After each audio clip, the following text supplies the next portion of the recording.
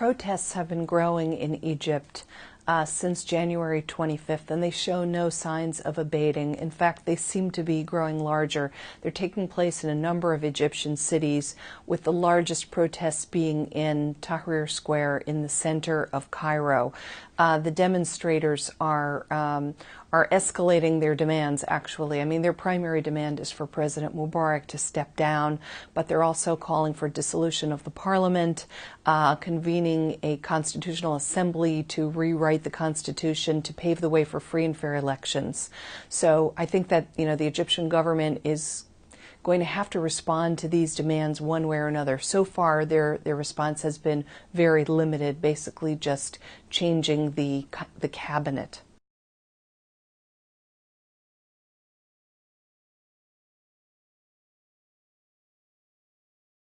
The United States' response to the demonstrations in Egypt has been evolving over the days since they began. From the very beginning, there were a couple of consistent principles that the U.S. has articulated. One of them was that no violence should be used against the demonstrators, that the demonstrators themselves should behave peacefully, and that the universal rights of the Egyptian people should be respected.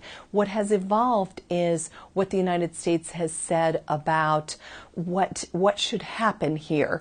Initially, the U.S. administration was using talking points such as the need for reform and so forth, and they gradually have moved that to talking about a transition.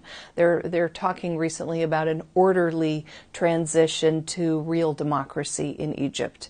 And they've spelled out a little bit. Secretary Clinton, for example, in a number of interviews has spelled out a little bit about what is meant by democracy, and certainly free and fair elections are part of that.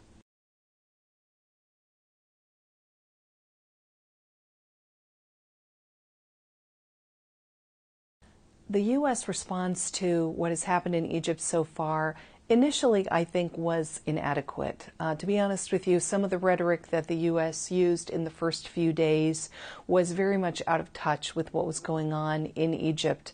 At first, the United States was saying Egypt was stable and the Egyptian government was responding to the demands of its citizens, which it really is not. That really was not accurate. Then the U.S. started talking about things like reform. Frankly, the time for reform was several years ago. Now we're getting change. We're getting bottom-up change instead of top-down reform.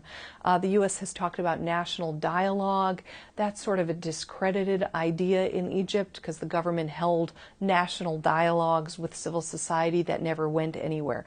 The United States has been gradually improving its rhetoric and its position on the situation in Egypt and getting a little bit closer to reality. One thing the United States has to look out for is that events in Egypt are moving on, and as the demonstrations continue, the demonstrators are beginning to escalate their demands. They've gone from asking Mubarak to step down to now saying they want to prosecute Mubarak.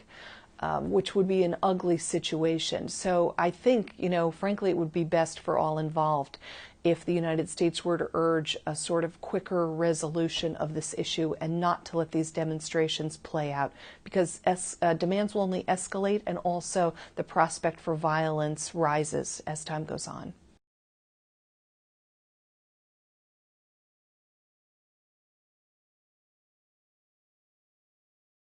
The United States and Egypt have had strong relations since the mid-1970s. At that time, Egypt made a strategic shift from an alliance with the Soviet Union to one with the United States, and also made the decision to pursue peace with Israel, and they reached a peace treaty in 1979. Since then, Egypt has been a major regional ally of the United States. We have close military relations.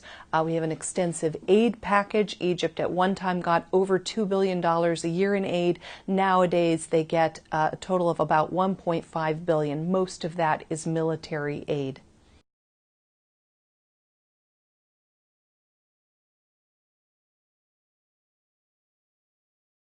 Egypt is an important element in U.S. policy in the Middle East. It was the first Arab state to sign a peace treaty with Israel, and ever since then it's had a special role as a partner of the United States in working with the Palestinians and other parties in the Middle East to make peace with Israel. It also, Egypt has a strategic location. It controls the Suez Canal, which is a key choke point for both commercially and military for the transit of vessels. The Egyptian government continues to play a role in regional diplomacy and peacemaking, but frankly, Egypt has become so preoccupied with its domestic affairs, with the problem of succession after the 30-year presidency of Hosni Mubarak, with economic problems, with growing social, human rights, and political problems. All of these things really have taken up most of the energies of the Egyptian government in recent years, and they simply are not playing the kind of an extensive regional role that they once did.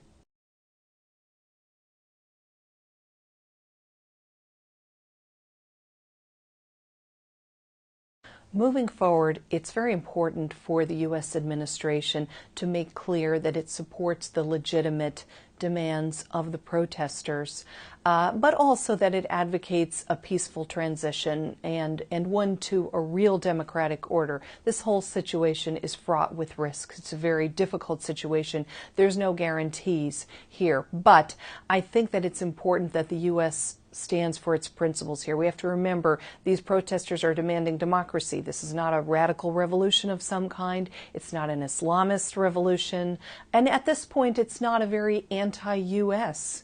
kind of revolution or protest. What the protesters are asking for is what the United States itself says it supports, which is democracy. So it's important that the U.S. support that and that it stay engaged, both with the Egyptian government and with opposition and civil society in Egypt, to play whatever role the U.S. can in seeing that Egypt makes a successful transition to democracy.